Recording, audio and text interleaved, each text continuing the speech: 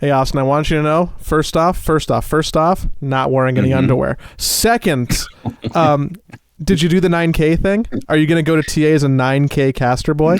No, I didn't. No, you were streaming for like 10 hours or something. I know. I played you said you were 3 games away. Of Dota. I played 10 games of Dota, and I ended up down in MMR. No, it's buddy. Sad times. I'm sorry. I lost a double down, which put me down bad. Yeah, it was rough. And I got back to even too, and I was like, I just want to end the day up in MMR with a win. So that like the last 10 hours of playing Dota was worth something. And it didn't happen. I lost instead. So I ended up down MMR instead of up or neutral. My theory is to never use the double downs. Do you think you've made or lost money net on like the year on the double down token? You've made money. Made money. Okay. For sure. Okay. I'm probably up. If I had to guess, I'm probably up close to 200 MMR based off of double downs. It's a little unfair though, because like MMR is inflated right now, and I haven't been playing a whole lot of ranked. Just like the economy, am I right? And go to the fucking grocery. Sorry. Yeah, so it's like I'm coming into this with like way down, like I'm much lower than probably what I should be, right? Like everybody else climbed up already. So like I'm coming into it, you know, and like the first time I played Dota, like somewhat recently, I played like I think I won like 7 games in a row or something like that. Some of those were double down too. So like I had a gigantic like 500 MMR increase or something like that, because like games were just, you know, easier than they should be. See, that's when you lose MMR, guys, like that's when you should be thinking about it. Be like, oh, games are going to be easier now. Like I'll like maybe not right away, but like at some point in time, I'll get like this green streak that's going to be like pretty fun, you know? So. But are you a believer in like stopping playing or like taking breaks or being done for the day? Because that was always what had to catch me up. Like I had to force myself to stop so I wouldn't spiral, and then once I stopped doing that, everything was a little bit better. I actually know. I believe in. I mean, it depends on the person you are. I can completely reset from game to game, but sometimes I think it's important to take a small break to avoid the player pool that you're in. You know, especially like at my level, it's kind of like the same players you're going to run to if you re-queue, because the player base is not very big in North America. So it's like I'm going to run into the same people. So it's like if I didn't like the people that were in that game, like I should just take like a 20-minute break, or maybe like 10-15-minute break to make sure that everybody else gets their game, and then I could just get into a new pool of players. That's my play. I've been. And then if I win, if I'm doing like well, just immediately chain queue, you know, because it's like you're feeling it, like and the casino. You're gonna end up in the same pool of players, and like people know you did well, so they're gonna be more cooperative. You know, like if you carry the last game, then you know, like, and then you feed first blood, then that person who saw you carry the game isn't like immediately going to tilt out of the game. like the person I had today when I played 5-position Naga Siren. The 2 times that I played this, I hit 8K like 3 years ago by playing 5-position Naga Siren in Europe, you know, and nobody really gave me guff whatsoever when it was like a very much an off meta thing to do. Not many people were doing this, and I was doing it, and I was owning, and I hit 8K by doing it. Nobody really gave me shit. Fucking playing in North America, it's a thing. It's going to be a thing at TI. You're going to see it. Professionals have been playing it. Dota 2 Pro Tracker has 1,800 games of support Naga Siren played from these pro level games. You know, these like 9,500 MMR plus games. 1,800 games. It's a thing. It's a popular thing. The 2 different times I played it in North America, some jackass is just, oh, we fucking lost. 5-position Naga Siren, game's over, blah, blah, blah. You know, the first time I die, I immediately get tipped by this guy. And then this guy's an agent, 5-position Naga Siren, lol, blah, blah, blah, blah. And he just did it nonstop. It was so obnoxious. Every single time I died, he used all 3 of his tips on me. Oh, no. He was just like, and we were getting like Our safe lane was getting Nature's Prophet and support rotated on. So there was 4 heroes on our lane. So I died like 3 times in the first like 10 minutes of the game. He used all his tips immediately. And then he just wouldn't shut up about it. He spent the entire game bitching about it. It was insane. Absolutely insane. This is why I hate North American server, man. I could play it in Europe, off meta hero, no problem. I play it in fucking North America, and it's a meta hero, and it's a fucking problem. Insane. Have you picked up support Morphling yet? No, I'm not. I'm probably never going to do that. To be honest. You're just gonna let it wave over you. That's above my pay grade. You know what? That's like, all right. I'm a high MMR player. I'm not a professional level player. Okay, support Meepo becomes a thing. That's not me either. I'm not gonna be doing that. Okay, Naga Siren is about as far as I'm gonna go because Naga Siren, it's a micro hero, quote unquote, but it's really not that much micro. Nice. You micro your hero. You send all of your illusions to do some sort of attack. And then maybe you micro one of the illusions to body block. So really it's 3 things. You're only microing 3 things. 2 of the illusions just auto attack on somebody. 1 illusion to body block.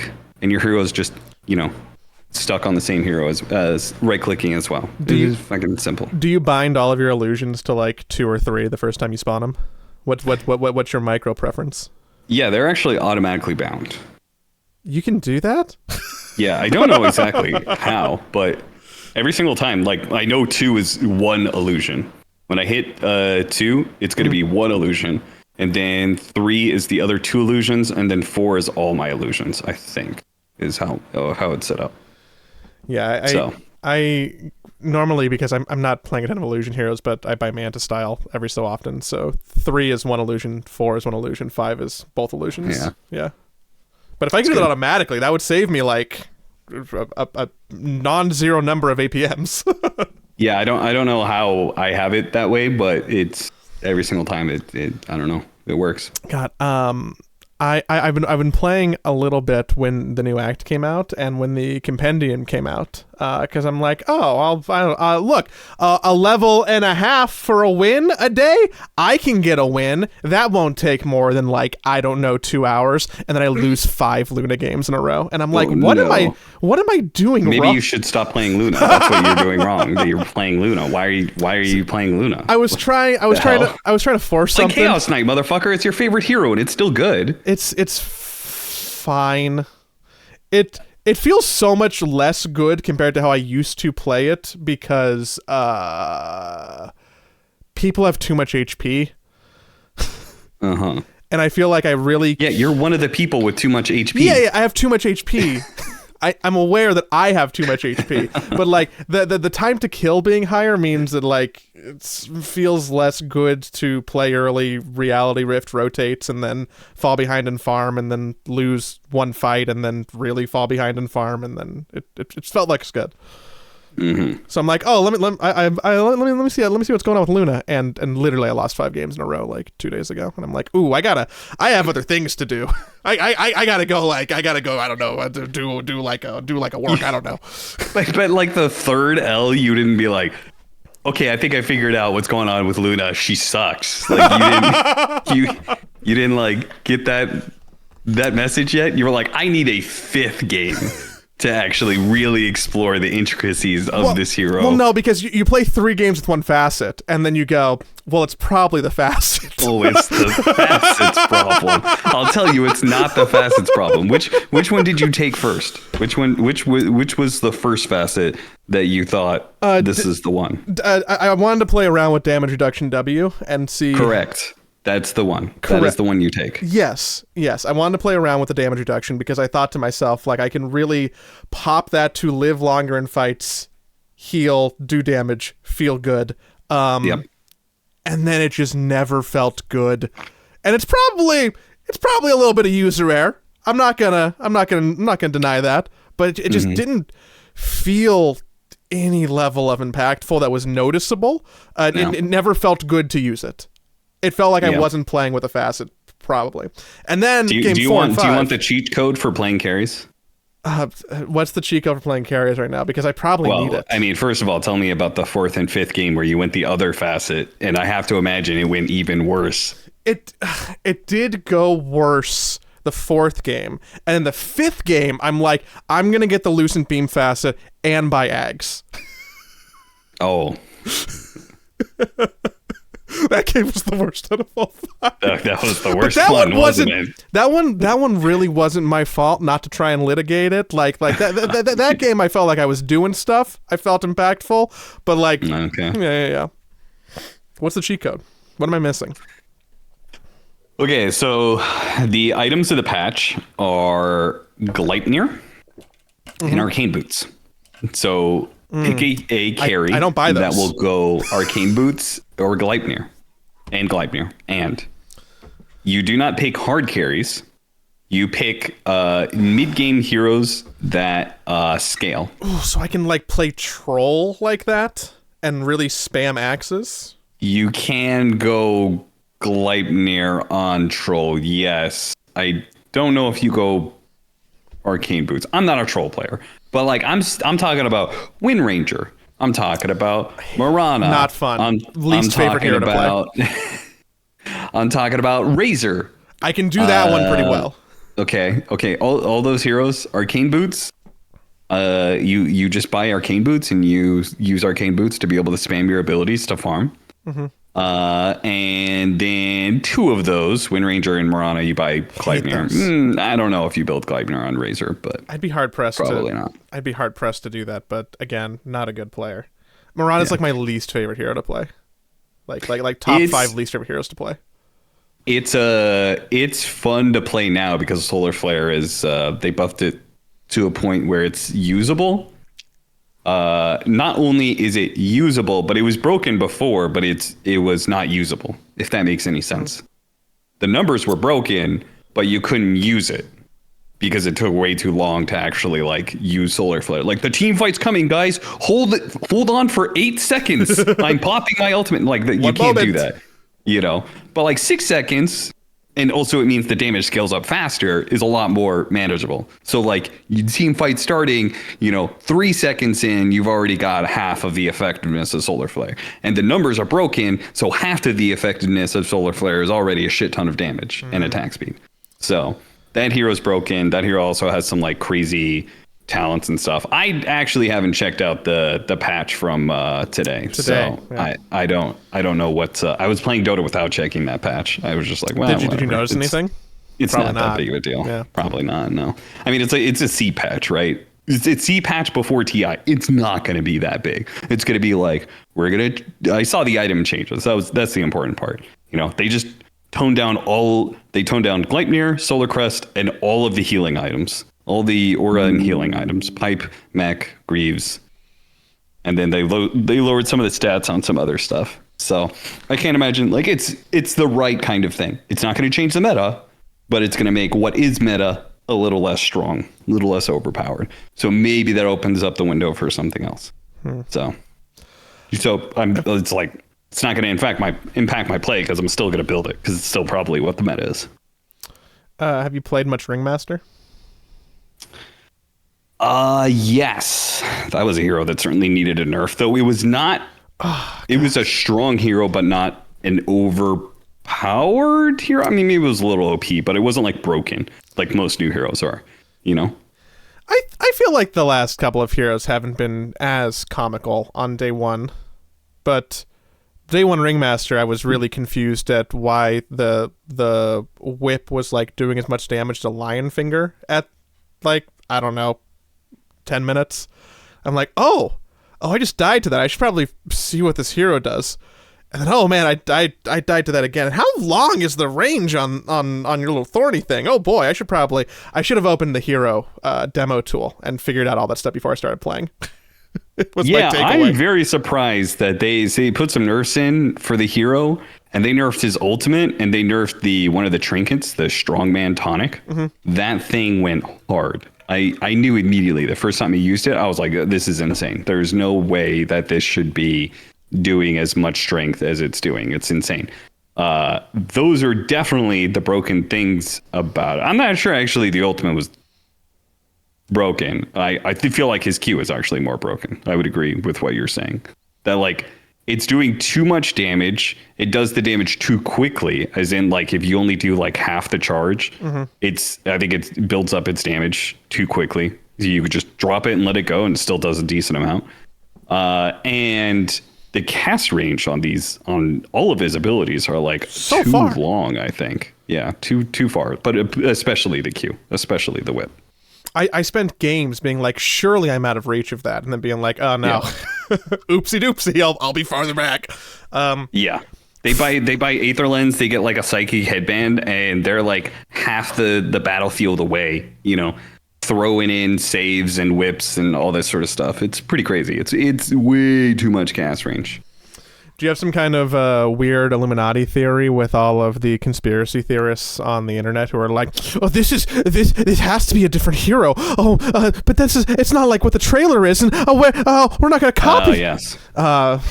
Yeah, the fact that the trailer is different, the Iron Maiden ability that they showcased in the trailer did not make it into the Heroes Toolkit. My conspiracy theorist, I don't know if I think it's just true. I think it's just like, obviously what they envisioned for the hero, they ended up changing. Like whatever that Iron Maiden ability, they clearly did not, whatever that idea was, did not make it into the release of the hero. Whether or not that's the reason it took over a year to get the hero in the first place, I am doubtful of that. I just think they just decided that, one, to spread out the content, but then I don't know, it's like they had the facets to put in and all this sort of stuff. So yeah, I don't know. I mean, maybe they I mean, considering all the efforts that the problems that they're having with Midas right now and the Midas bugs, that I was just like, I was talking about it today. We went through the Midas bugs, and they just kept on. It was like a whack-a-mole.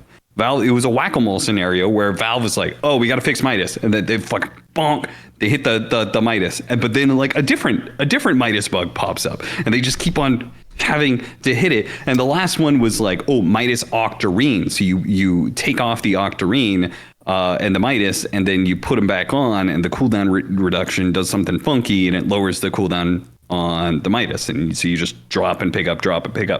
That one was fixed today, but apparently there's another one that just came out.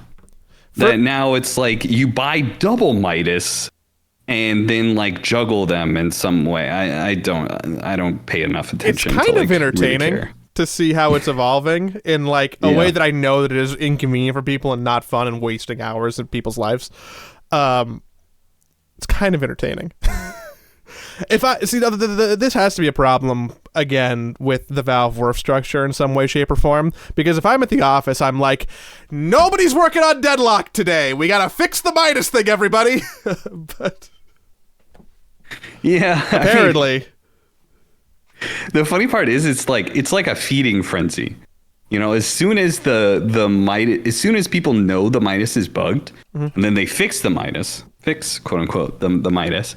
People know that there was a weakness, there was a problem with the Midas in the first place, and then they go looking for other ways to be able to break it, right? There was something mechanically going on with the cooldown and something that, you know, it's been exploitable.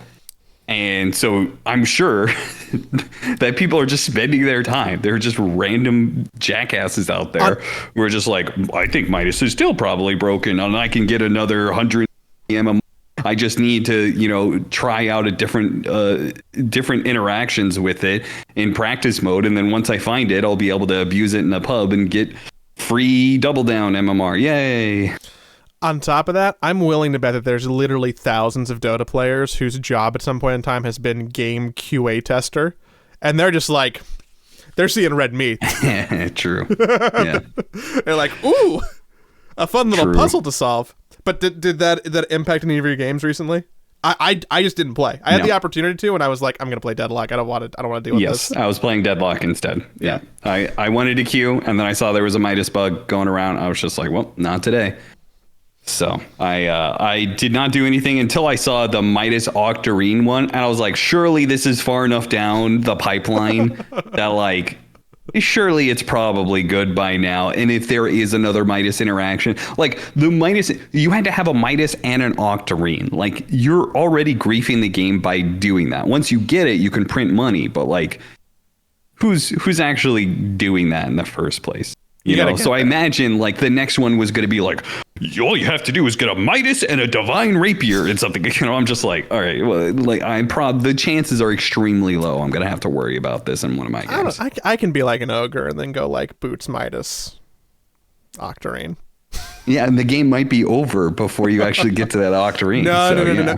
If you cut about 3,000 to 4,000 MMR off of your total, don't got to worry about that. Let me tell you, dude, out of every game that I've played, I swear to God, everyone's been over 50 minutes. Yeah, that's probably fair. That's probably fair. Big rough. You said you're playing Deadlock. We can talk about that publicly now. Do you like that video game? I like it a lot. It is the only competitive game that I've played in a long time that has given me Dota feels. God, it's really lame when we have the same opinion about stuff. Yeah, it's like really lame and not fun. So for the have sake a different of like opinion. Okay, don't copy me. Okay.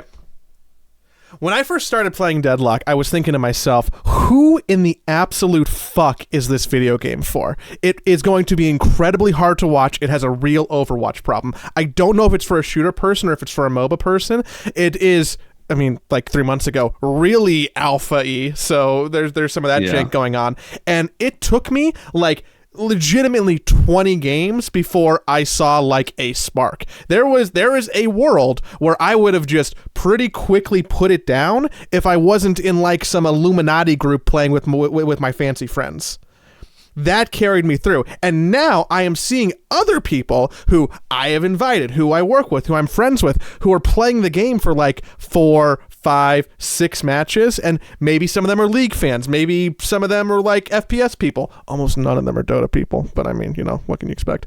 And there is still like a decent amount of bounce rate to it, because they're like, I don't really get it, or I'm not sure what I should be doing, and I don't know, similar to other MOBAs, how sticky it is going to be for those people. And I'm still not 100% sure who is looking for this game, but I guess no one's ever really looking for a video game. You just find one and realize you enjoy it, but it may be hard to get people to the enjoyment factor, because I didn't enjoy it for like a day and a half. You know what? It's crazy that, okay, so I heard, okay, this is like second or third hand information.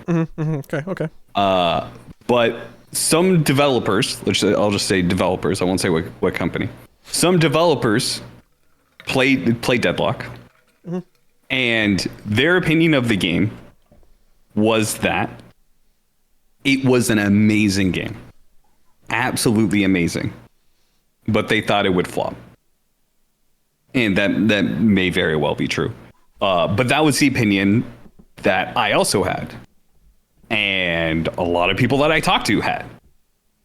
And what I heard that they said about it was that they said that Valve makes incredible games for other developers.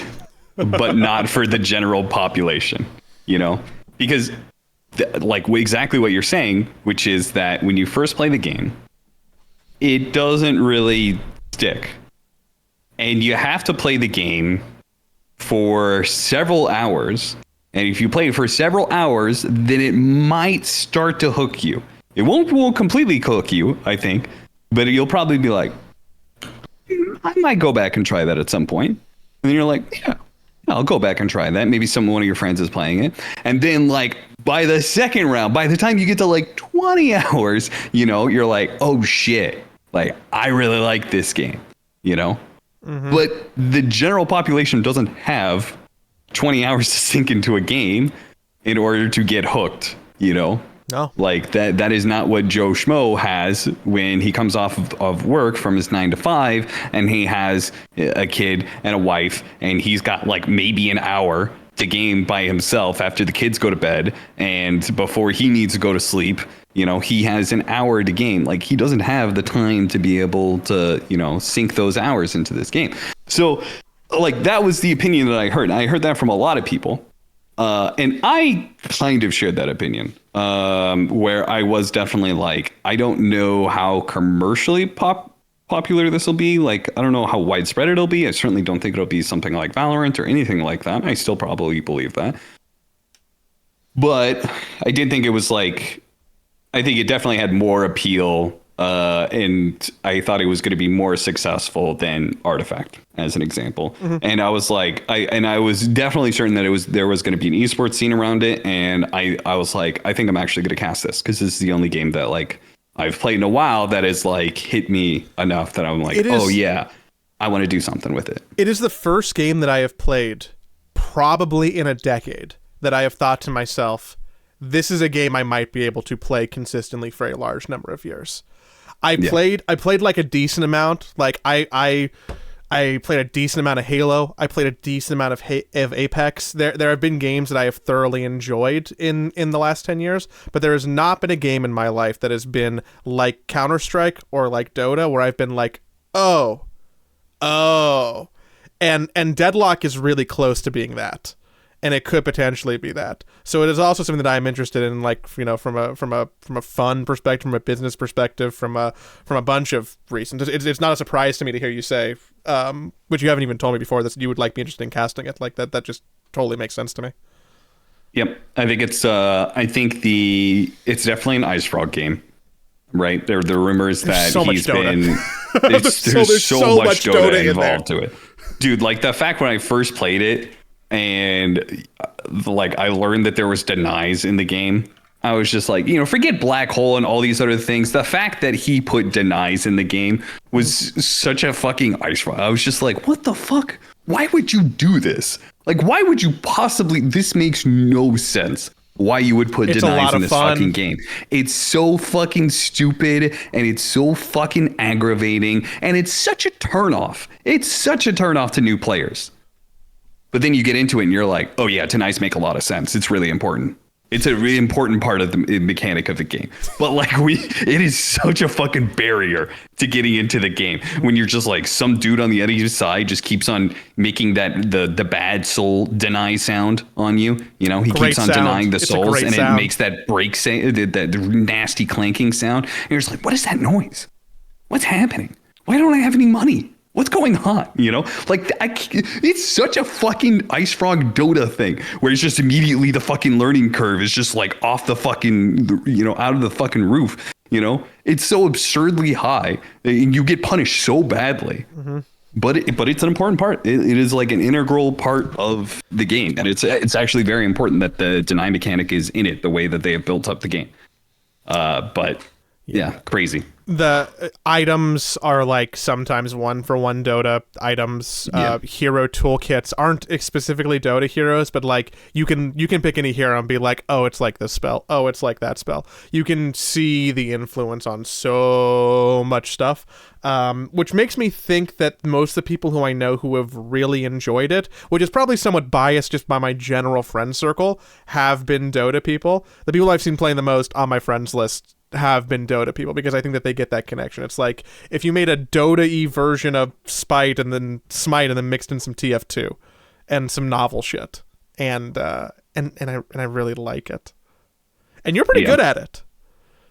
I'm okay. Yeah, I was quite good at, like comparatively, like people I was playing with and stuff like that. I was quite good at it like 2 months ago, and then I stopped playing.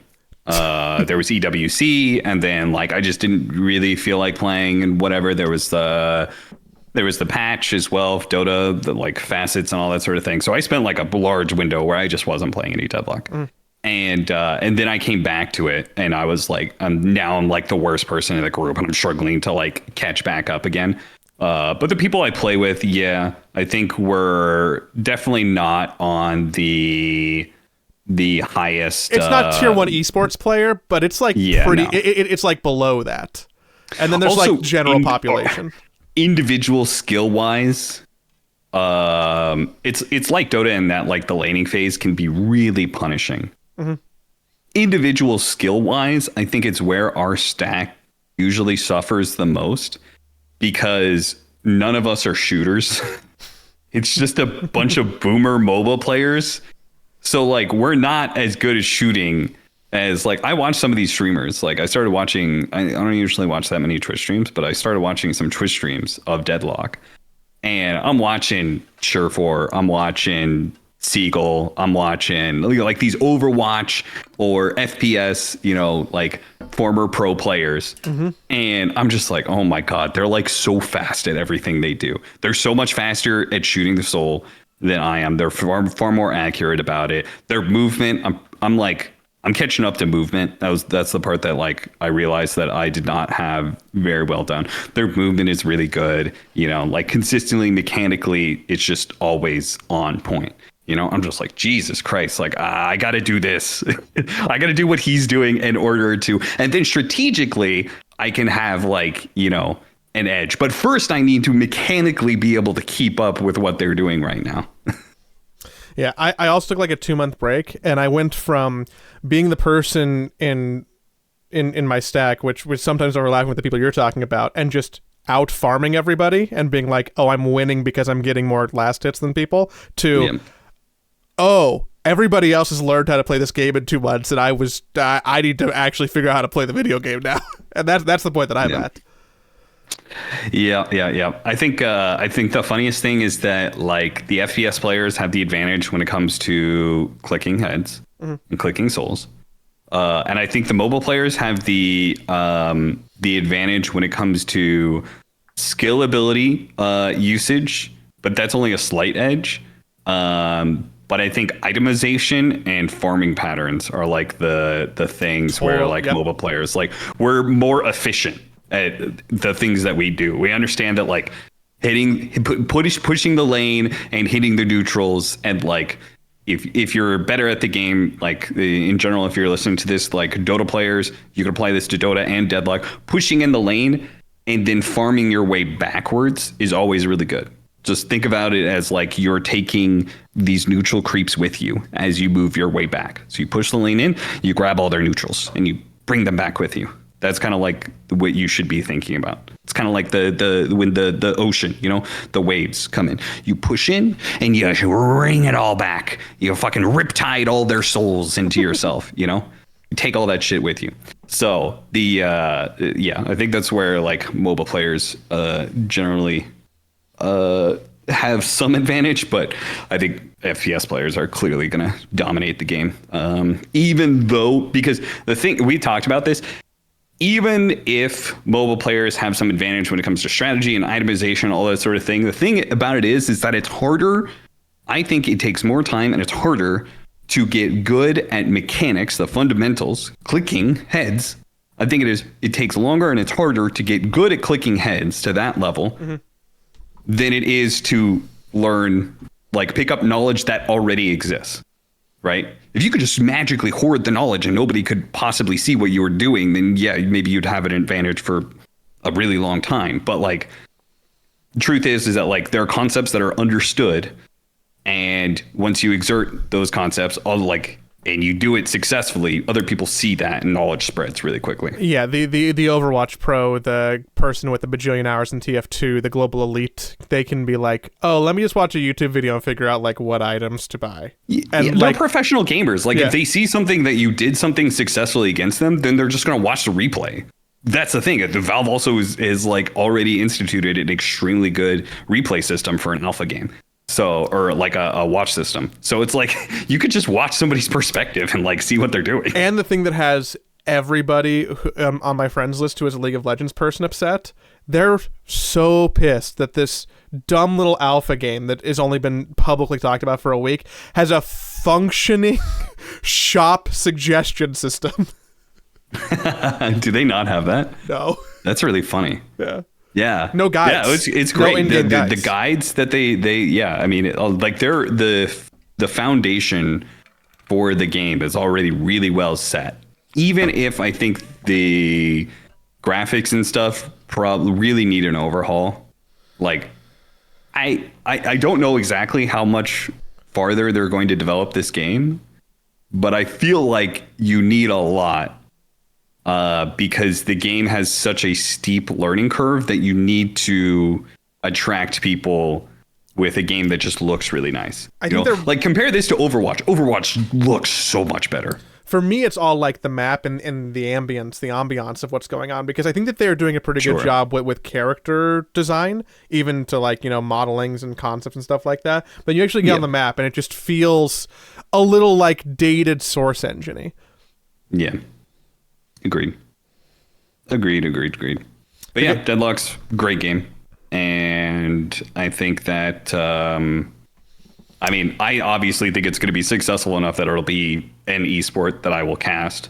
And I'm gonna do that.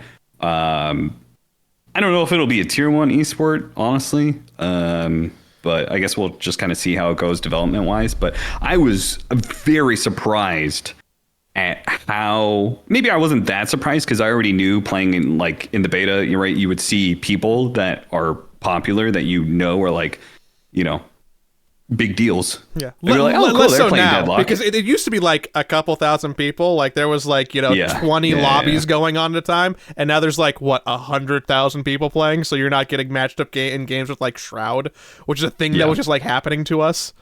Yeah, you're just like, oh yeah, that's a Counter-Strike pro. Oh, that's a League of Legends developer. Oh, that's one of the guys on the TFT team. Liege was on my team, and I'm like, John. You're like, that's weird. Yeah, so it's like I saw that those people were there, but I figured in some ways it was it was a Valve game, so it was like, oh yeah, people are gonna check it out and stuff. But I also didn't imagine that so many people would be hooked to a point that once they did the open to streaming, that all of these people in the middle of what I would say is I feel like there's decent amount of content, right? That Wukong game just came out recently, right? And I saw, well, I don't know if it was any good, but anyways, but I just figured there are probably games to stream, but this was an opportunity. All of a sudden, everybody's fucking streaming it. All these big names are doing it. Right. I was just like, holy shit. I didn't expect this many people to be doing this. I'm deeply interested in how much of what I would call a marketing campaign was intentional versus dumb luck versus I somewhere in the middle of that spectrum. Because even from day one, they're pretty loose with invites. You can just invite as many friends as you wanted. And it eventually just did a critical mass of people inviting people and growing exponentially and them not culling it. That's kind of what happened. Yeah. And then it builds hype almost by being selective too, because I think if anybody listening who wanted to get an invite, that you probably can by this point. Probably. Yeah. When I would just people would ask about Deadlock because information was out there and people would come and be like, oh, have you played Deadlock? And I always say, yeah, I have. I played the game. I really like it. And I kind of just left it at that. And people would always be like, can I get an invite? I'm like, no, I can't get you an invite. But hey, you can check out my Discord server, And I would just do that because, there are people on my Discord server who did have access to the game. And not through me. They already had it because it was spreading like it was. And like you said, it literally just I don't want to add the hundreds of people coming in when I'm playing Deadlock, just hey, can I get an invite? I'm not adding any of you guys, but somebody on my Discord might. Have you been getting this scam on Steam where people are trying to add you as your Steam friends, copying their profile picture, copying their name, and I have 30 pending friend requests, one's from you, maybe 2 are from you. People are like, hey, sorry we got disconnected. Can you give me back into Deadlock? delete.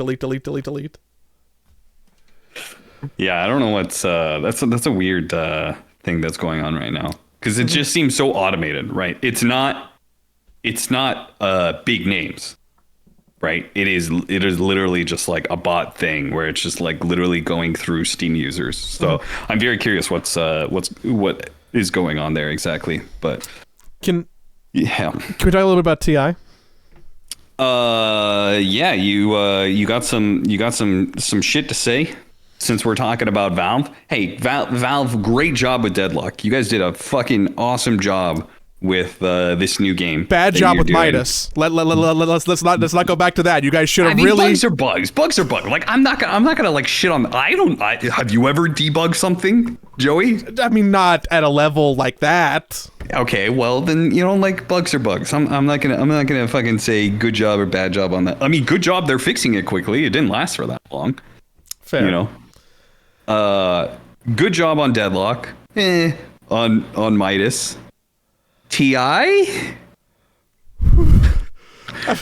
What's going on with TI, guys? I have like opinions, and the thing is that they're just like all uneducated, dumb pundit. They cannot be that uneducated. We are insiders, Joey. We have. I think this is something like neither one of us are programmers. We can't have that much of an opinion on bugs and how hard it can be to like stomp out a bug completely. But like we can have an opinion on like whether or not banning all sponsors from TI is like a good or bad thing for the ecosystem.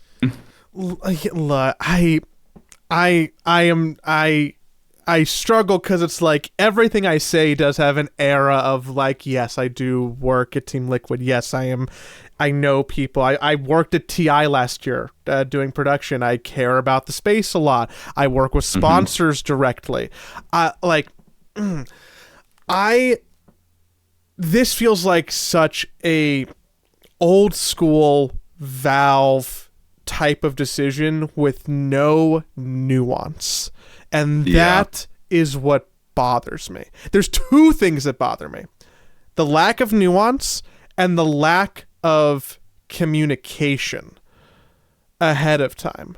I know, like, I'm not going to speak on behalf of my paycheck provider, but I think it's really interesting that a team like, I think I saw Gaming Gladiators tweet today, hey guys, we found out about this when you did, which is wild if that were to be true, which I may or may not know about. Absolutely wild to get zero heads up. And then, just like, let me go into hypotheticals here. Hypothetically, you have to make a new kit for your in-game ecosystem, which if nobody's ever done for like a guild or a custom team, there's a bunch of assets you have to upload for like the banner and the logo. Yeah, and there's no sponsors on flags anymore, so you have to make a whole new flag, right? Yes, but no notice. Flags due before Friday. Less than 48 hours to fix the problem, which is deeply intertwined with contractual obligations that a lot of people have, entered into business relationships with. What the fuck?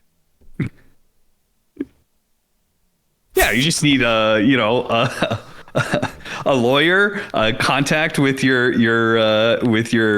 sponsor and the go between there, and an artist, right? How much could it be? 48 hours. Put 3 people in it. I am in a very fortunate situation where I can that is not really a problem, but it's still annoying, and I imagine for other people it is even more annoying than it is for me because I have graphics people who work for me and are just on like I can like reprioritize and then fix that, right? That's not the case for everybody. People probably have to spend money sometimes to even fix that. It's crazy. And then that's not even that's not even talking about the problem at hand, which is okay. I don't know. So Valve just totally randomly, seemingly, came in and said, in order to increase the purity of TI or some shit, we're not gonna let any sponsors.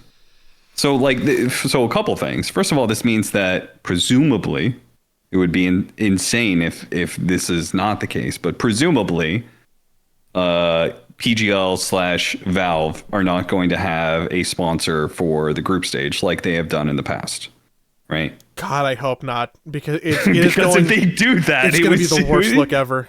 It would be such a bad look to be like, you guys can't have sponsors, but we can. Like, horrible. So I'm going to assume that's not going to be the case. In which case, they're just like, they're kind of just throwing away money, which is kind of weird.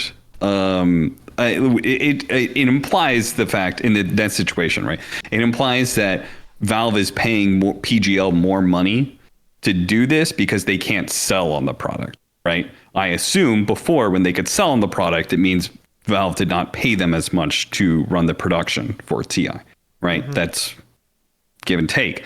So presumably it means they're paying PGL more money to cover that cost if they are not allowing PGL to sell on TI, not even the group stage. So that's just kind of like odd that they took that step before and then they're dialing it back, right? But then the not allowing teams to have sponsors is kind of crazy. Do you know when you upload on your team profile, I don't know if you've ever done this before yourself, when you upload one of those 4 things like the banner, the logo, whatever, one of the categories in the client is called sponsor. Yeah, there's literally a line for it. Yeah. Like, I mean, shit changes. That's not an argument that really should hold much water. Aside from being a little bit silly and sad, I have so many questions. What if OG was playing at TI? Do they have to take the Red Bull out of their logo? Yeah, in which case, what I would love for that to have been the case, because that would have been such an interesting, because like OG obviously has some deep contract with Red Bull, because Red Bull is like literally tied into like everything of OG, right? It's on their logo, it's part of their name and shit. It's just like, okay, so this tournament organizer is forcing us to withdraw from this, but like, how do you have that conversation with Red Bull and just be like, hey, we have to take your name off of stuff, even though we have a contract that like everything that we do involves you. You know, it's like such a weird conversation to be forced to have. So like Bet Boom is now BB Team, which I think that was the same way last TI or somewhere else. So it's BB Team. It was the same at EWC. It was that for Riyadh, and the year prior, because Saudi Arabia does not allow gambling. That is haram. How does Game and Gladiators get away with that?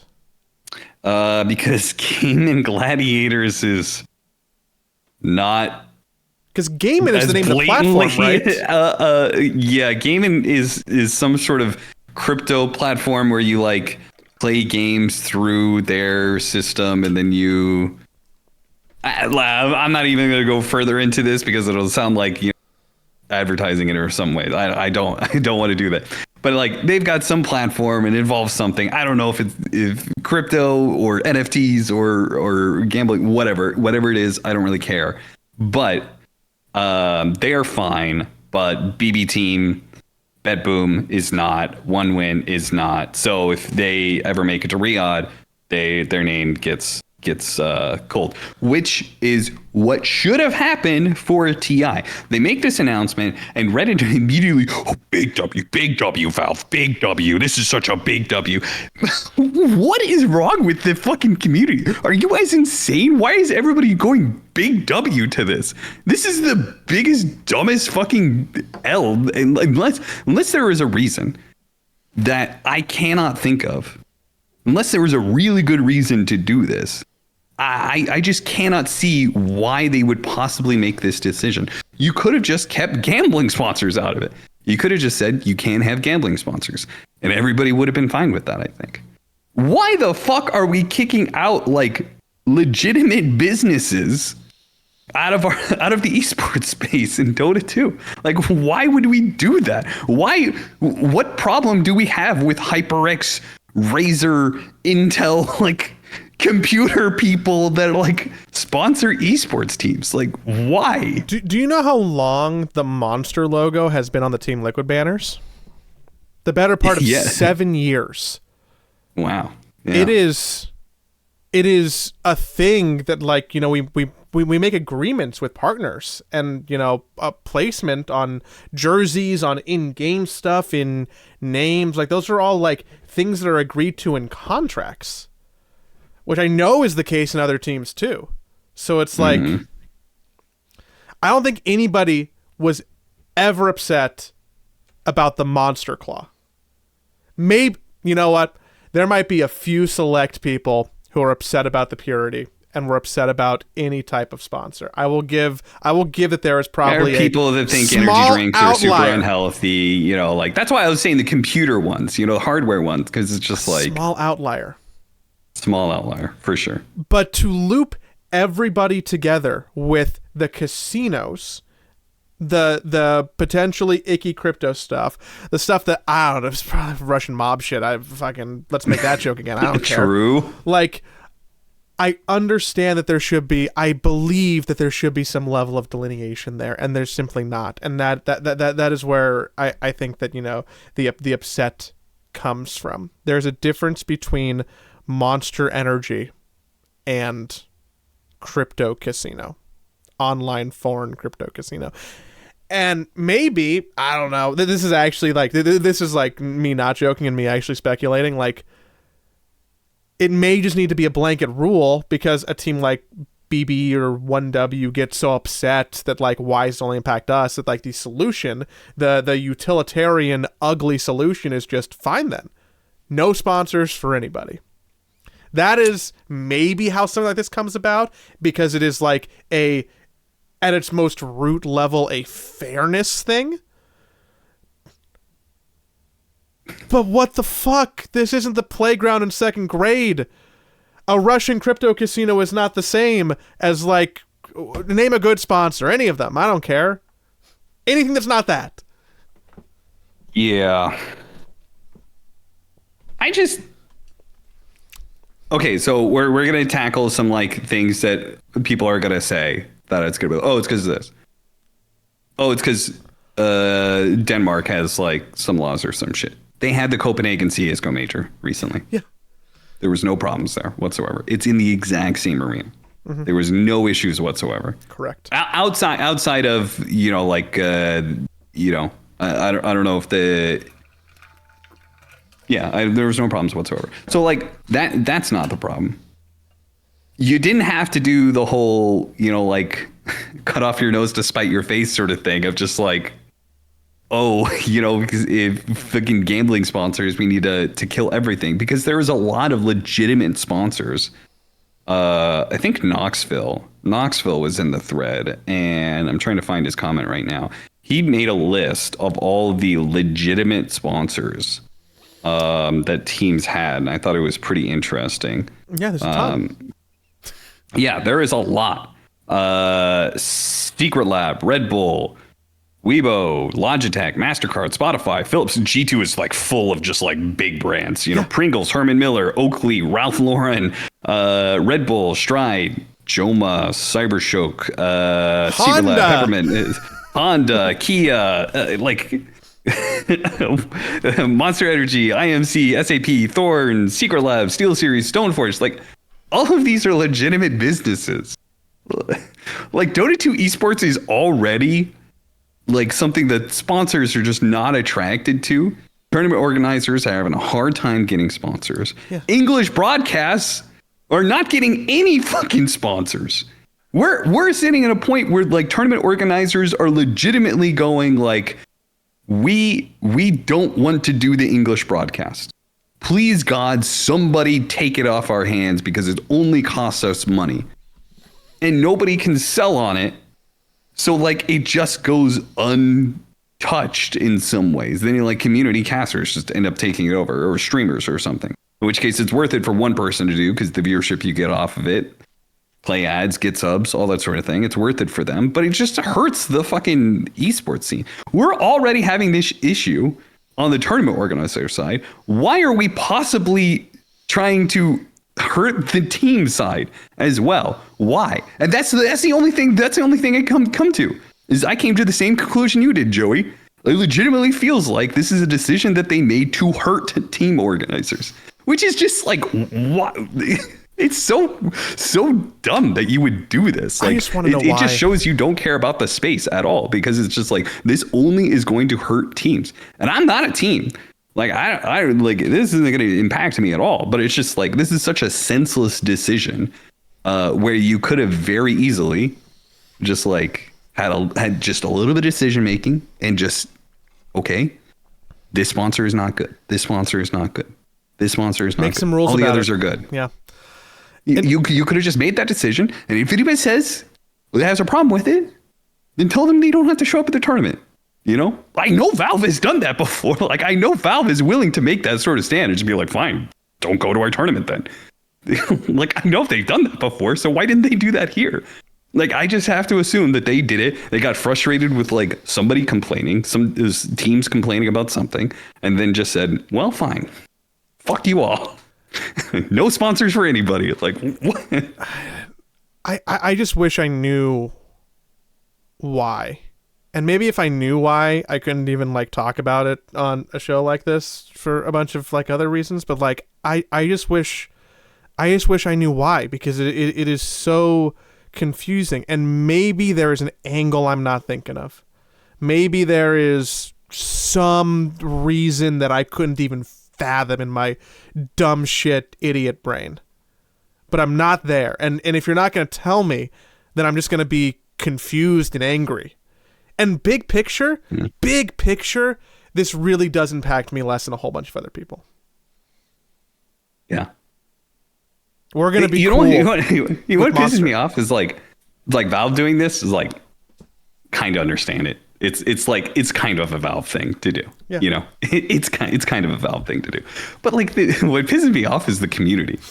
The community, not big dub. But then I see all these people like fucking just scrambling over each other to just fucking like everything they can to be like, to argue about like, oh no, this is why you have to do this. You need to do this sort of thing. You know, oh, it's so much easier than to do this than to like have to cherry pick through all these sponsors. Like, do none of these all these motherfuckers on Reddit that are talking about this watch the esport? Do they not want it to succeed?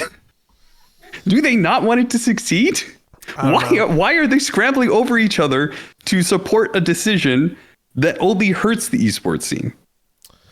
Somebody made like a hypothetical post somewhere like, wouldn't this like potentially hurt teams? And I made like a pretty some layer of candid response to that, being like a bit tongue-in-cheek, like, oh well, you know, hypothetically if this, that, and the other thing, which just basically explains my situation, right?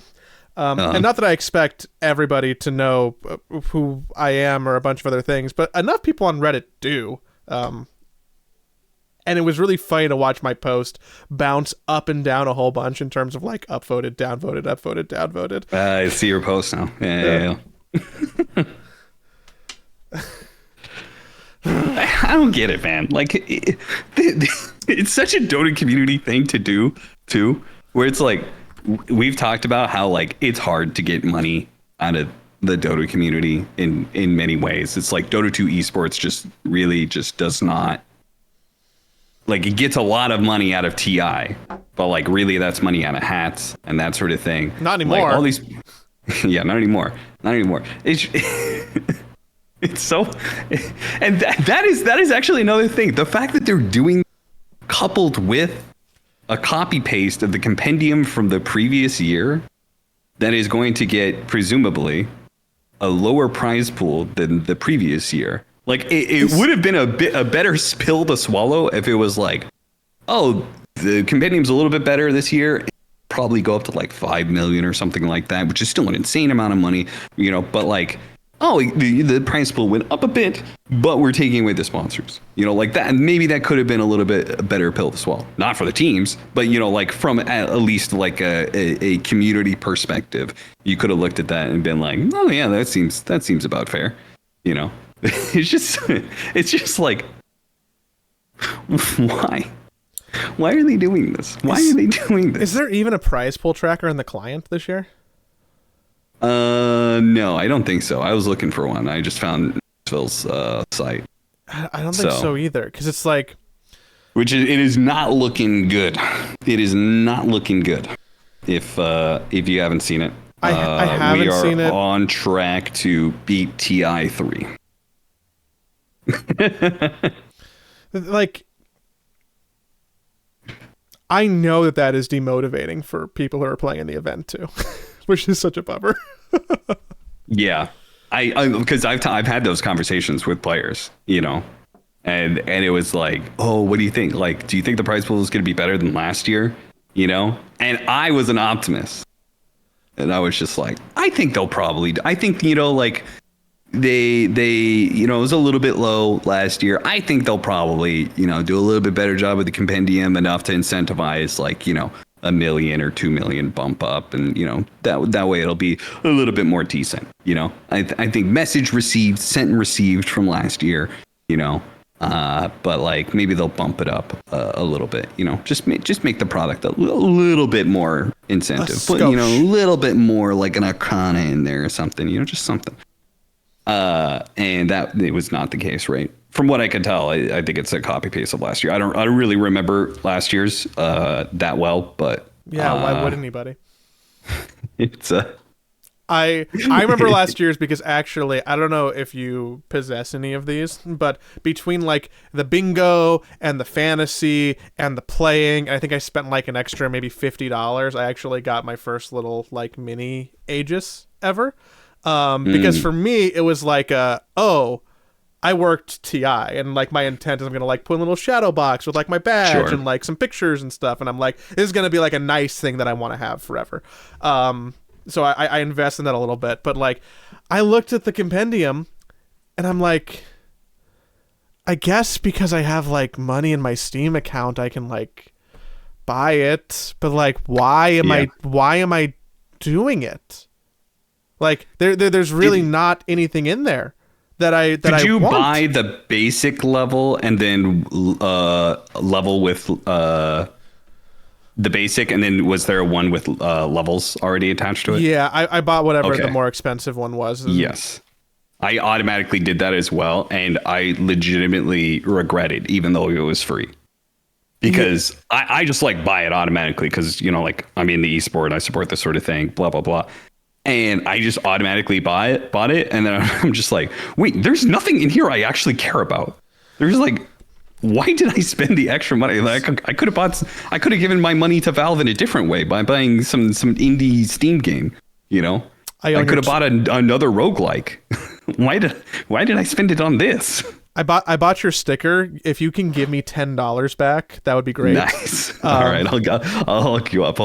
Yeah, you're going to pay taxes on that, but if you can refund me the $10 so I can have your voice on, that'd be great. But like I'm happy to because God fucking very privileged, go into TI, get a bunch of Crimson Witnesses, have money in your Steam account.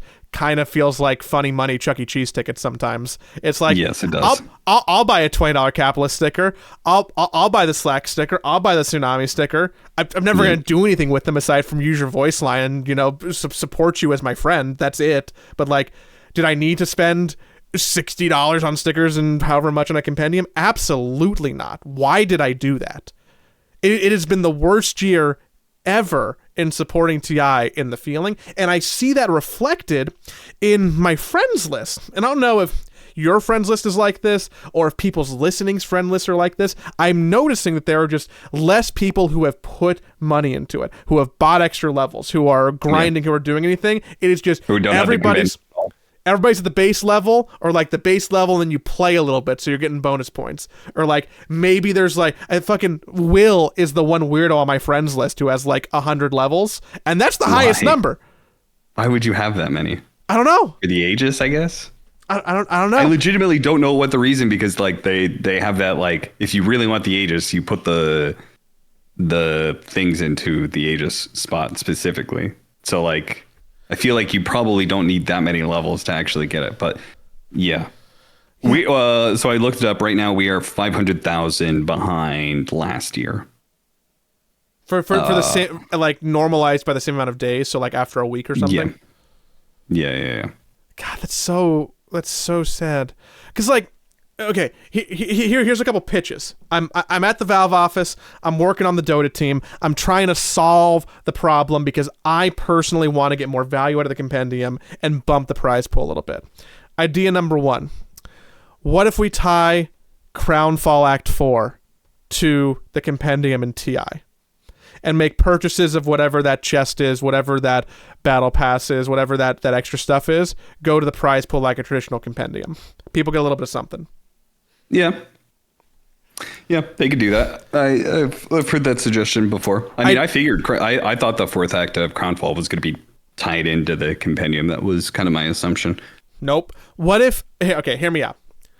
We've been spending too much time, too much effort making stuff for battle passes in the past. We've told people we're not going to do this. We're focusing on other stuff. Mm-hmm. Last year wasn't as happy as we thought it was. What if we invest? What if we hire contractors to make one TI Immortal Treasure this year? 5 items. Treasure chest goes towards the prize pool, in addition to the compendium. There is no way that they do not make money on that.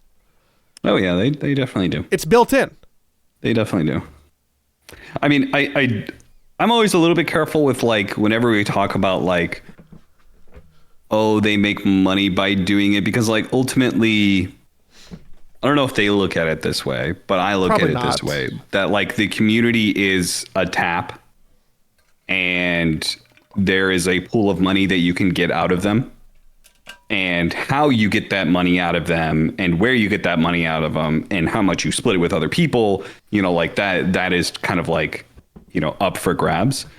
So whenever people say like something like, oh, why aren't they doing the battle pass like they did years before? They make so much money off of it. They make 100 million, 500 million, whatever dollars out of it.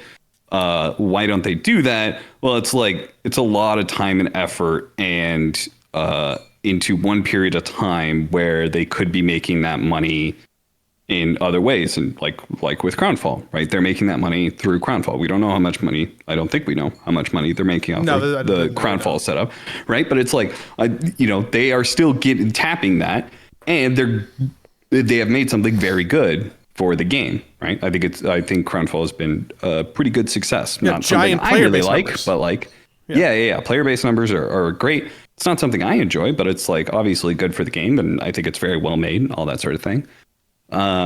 So like, I understand why they would not, they don't care that much about like the making money aspect. I mean, it's also Valve. They print money off of Steam, yada, yada, yada. But like, I can also see why they don't care that much about like, you know, they could do these things that make money, but like, again, you're emptying that tap and putting it into TI. And I don't necessarily need I've been pretty adamant about this, that like I feel like TI's prize pool has been bad for the scene, and like I don't think TI should be a very high prize pool to like what it used to be, but you know, there is like a happy medium here where, you know, like it's the drug addict, you know, they go and get their methadone, you know, like you don't immediately cold turkey them. You know, like you bring them down. You bring them down to reality. You know, like in an easy way. You know, so and I feel like this is like a little weird cold turkey where you're just kind of like cutting a lot of TI money. You're cutting the sponsors deals. Just like, and I don't know why. That is the part that really struggles with me, and I feel like there can't. I just don't think there is a good reason for it. Like a good, like if you care about the esports scene at all. Now, if you don't care about the esports scene, you just want it to fucking die, then like, you know, then this makes sense. But like, I think the overall quality of the international is going to be a big, interesting indicator. I still think it's going to be great. like I know I was the one who like leaked the whole like PGL is like taking over TI thing. Didn't realize that wasn't public knowledge. That was not intended to be a leak. But like I leaked that. And in that clip, everybody's like doomsaying it. Like when that Reddit thread went live, everybody's like doomsaying, oh fucking PGL. And like PGL and I are not in good terms. They do not hire me for anything. And like in that clip, I'm like, and I think this TI is going to be like a good TI because like PGL is taking more control over it, than they have like more pride in it. They want to be able to show that like it's going to be a good event. And like, so I think this TI is going to be great. and it's also in Copenhagen. I've heard great things about Copenhagen. It's European We're gonna TI. have so much fun. I think it's going to be, European TI. I think it's going to be great. We're going to have a lot of fun. It's like, I think this is a TI that people absolutely should go to and should be excited about. I think it's going to be a great event. I think PGL is going to do a good job. I don't know if Valve is going to be involved at all, but whatever part they have in it, I'm sure they're going to do a great job. I'm more worried about the future of TI, and then this has less to do with Valve and less to do with PGL rather, and more to do with like how much Valve just kind of cares. Mm-hmm. If Valve doesn't care as much, then like, does PGL care as much? Let's say they just entirely just like, whatever, we're literally not doing this. We're literally just going to give you the name. You could call it PGL's The International and just like, you do whatever the fuck you want. You don't get any in-game support, nothing. Like, and they just gave it to PGL, like what PGL would do with that. Make a lot of money, probably. Yeah, maybe. But like, that's what I'm concerned about. Is like, does Valve get to that point? And if they get to that point, like, how much PGL's, going to keep that bar high, which the International like sets the bar, I think, for esports production. I mean, it won a fucking Emmy. It won an Emmy, right? Like, it sets the bar for esports broadcast. Not last year though, because Faker like had a really good grand finals, so like Riot got an Emmy. So that means that I didn't get the Emmy ever. So I gotta really figure out how to fix that. That's like a me thing. That's like an us thing for later. Yeah, sorry. That was Gaming Gladiators' problem. Okay. They really was. I did my best with the finals, man. Like, I gave it what I could. I tried. Next time I see Quinn, I'm gonna be like, "You're the reason I don't have an Emmy." God, how stupid. Real quick, you know what's funny? I saw them before I went to the gym, and four of the Gaming Gladiators guys showed up at the gym before Riyadh finals. Mm-hmm. Like, literally, 3 hours before. Like, I'm going to the gym, I'm gonna shower, dress, and head out. And I told them, I said, guys, so I don't give a fuck what happens today, but like, I'm doing the finals. Just don't 3-0 me again. That's all I'm asking. Just don't 3-0 me again. What happens? They fucking 3-0 me again. Did they ever get back to you on that one? Did you ever close that loop? No, motherfuckers, man. Fucking dog shit TI. Fucking dog shit finals lately, man. The finals in Riyadh was incredibly rough to watch. Very different, incredibly rough to watch for me. Yeah. But I bet. I was having moments of like, should I get on a plane and go to Riyadh tomorrow? And then I'm like, oh boy, glad I didn't do that. That would have been really sad. If you went to. You are going to TI. Can we talk about why you're going to TI? I work for Team Liquid, and I'm gonna have to go hold a Monster Energy sign up behind my players because it won't be a game. I'm gonna walk behind them with a banner that says Monster Energy, and I'm gonna be dressed up in a can. No, I'm going to TI for some Team Liquid stuff, but also going to TI because we are greenlit to do more episodes of the Monster Morning Show and hang out and do some silly stuff before the broadcast starts. We are doing 5 shows. 5 shows? 5 shows. Nice. All 3 days. How many of the grand did we finals. Do last year? I don't know how many you did with Ken. I was like half checked out. Yeah, that's fair. I think you actually did 6. Okay. Yeah. I was about to say, I felt like it was around 5. Yeah, so. Ish. We're doing 5 shows, the last 2 days of playoffs, and then all 3 days of grand finals. Because I just realized something. That's all we have money for. What's up? Ken hated doing that show so much he retired. Yeah, probably. He literally said, "You can't fucking make me do that again. I'm going to fucking retire." He fucking left Team Liquid before he had to do another Monster Morning Show. Yeah, it's something happened there, and I was not involved, but I definitely have wrote jokes about him into the first episode. So we are going to be just broadcasting before the show. We're gonna do the thing again. It's gonna be a little bit better than last time because that's kind of how it rolls. And then we'll just see what happens. It's probably gonna be stupid, which means that you guys will probably like it. That's right. And for Monster out there, it's the only way they get their name associated with TI. So that means the jersey. Our stocks go up high. Oh, that's true. You still have the jersey. I thought about that. I was like, man, this is a big fuck you. But why didn't they take it further? Why didn't they just be like, oh yeah, you guys also need all new jerseys, completely clean? That would be that would be almost impossible for some people. That would have been so funny though. Everybody just walking out like team plain showing up blue with a t-shirts. white T-shirt that just says Team Liquid on it. That might happen for next year. Who the fuck knows? They might tell you at the end of this TI, they'll be like, yeah, we came to this decision. We know you guys couldn't come up with new jerseys in time, but you should get some clean ones for next year. This is some real inside stuff that may or may not happen. Instead of completely remaking our banners, I might just scribble over the Monster logo in green. So it looks really shitty. Because we're fully within our rights to do that if we're not showing the logo.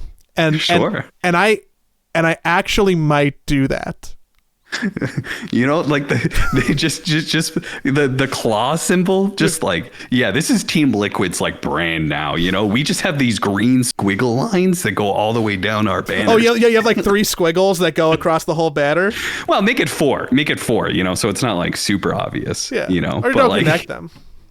Turn it upside down, maybe. Like, yeah, I don't know how many people are willing to actually be a bit inflammatory, but I might make our banners look intentionally bad, which is like petty, I think. I don't know. TBD. It's a bigger conversation. But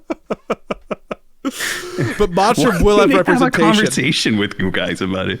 It's so wild to me that they just dropped this bomb and they didn't explain it at all. They just don't give me this like sanctity of esports bullshit, you know, it's like for the people. What was the real reason? Like, oh, we don't want to distract people because somebody's name says Samail.HyperX, you know, like. But Toronto Tokyo, like, does Toronto Tokyo get to walk around having 2 like middle fingers in his name the whole thing? That is not distracting. But what is distracting is Xi.Alienware, which, by the way, I don't know if he's ever talked about. No one paid him to do that. He did it because he thought it was funny. And because he wanted to support the team. Yeah. Xi.Alienware was no money exchanged hands. That was just a bonus. Damn, he really likes you guys. God damn. Yeah. Fuckers. But yeah, we're going to do the Monster Morning Show again. Hooray. It's going to be fun. We'll post about it on Discord.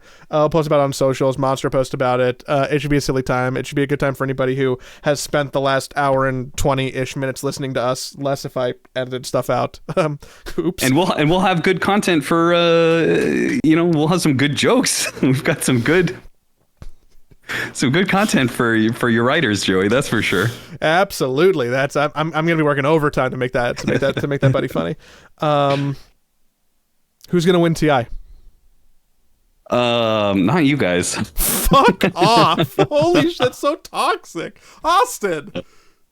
My prediction has been for quite some time Team Falcons beat Team Spirit in the finals, and that was actually the finals of the most recent online tournament that didn't feature Team Liquid. It did have Game of Gladiators in it. Don't remember if it had Extreme in it. Don't think so. But it had a bunch of TI teams in it. And the finals was Team Falcons versus Team Spirit. And Team Falcons did 3-0 Team Spirit. So maybe I predicted too well. And that won't be the outcome anymore because it was the outcome just before TI. Which probably means things will change, but yeah, that's my prediction. I think Falcons has been the best team all year round, despite the meta changes. They've entered top 3, I think, at every single major tournament that they have been to, and I think that the meta changes hurt Team Liquid and Gaming Gladiators just enough that Falcons will end up persevering in the end. And also Team Spirit, because, like Ti, Yatoro, Baldhead, etc.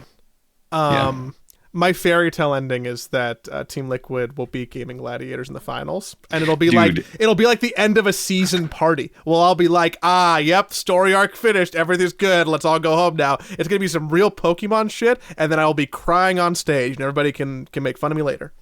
I don't think that's even good at this point in time. I'm not even sure if it's a good story anymore, because it's only a good story if you get to the conclusion. And if Liquid ends up in Gaming Gladiators in the finals again, and half of the fucking viewership is going to fucking not watch. They're literally just going to not finish the story. They're not going to get to Team Liquid finally triumphing over Gaming Gladiators. They're just going to shut the fucking book and go read something else. Go watch something else. Because that's you fucking watch the same thing over and over again. You're not watching it a 10th fucking time. Joke's on them for not being believers. You know how many times I watched Ash not win the Pokemon League? A fuck ton. Dude, it actually that though. I understand that reference. Now I understand the Pokemon reference. Yes. Okay.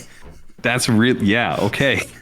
25 years of Ash not becoming a champ. Man, that might be Team Liquid. Wow. I can't give another answer. I will see you in Copenhagen, my friend. I hope everybody enjoyed hanging out with us for a little bit. Again, I know it's been a minute. You'll get to do it much more frequently during TI. Then after that, who the fuck knows? But thanks for hanging out.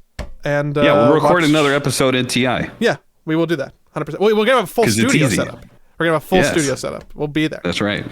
Easy.